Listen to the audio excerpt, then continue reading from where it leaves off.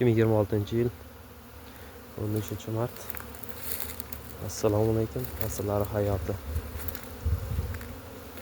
Kanalimiz a'zolari, kuzatuvchilar, mana havo yaxshi. Bugun issiq bergan 16 gradus. Internet shunday kirib chiqayotgan bo'lsa, sizlarni litogini kengaytiramiz.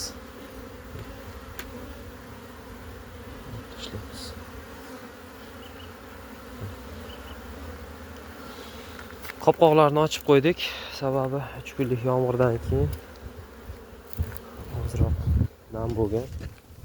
Mana bu oralarda asosan shu yerlar nam bo'lgan hisobiga qurishi uchun ochib qo'ydik. To'shagini olmadik.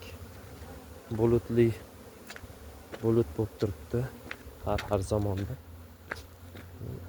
Asallarimiz shu ishlayapti.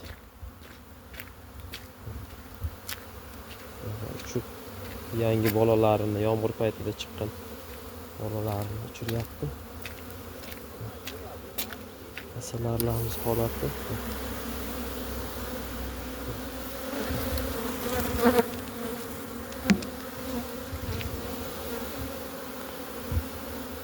İşlab turibdi. Xudo xolasa endi atotkaga tayyorlaymiz.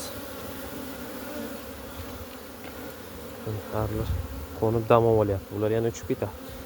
Hozir daladan shira kelyapti. Gulchang ham kelyapti. Asallarimiz holati. Shaqaroqlar.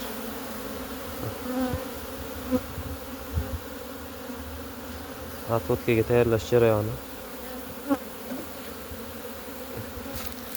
Eshiklarimizni, yetuglarni kengaytirish kerak. Hammasi tari uchyapti.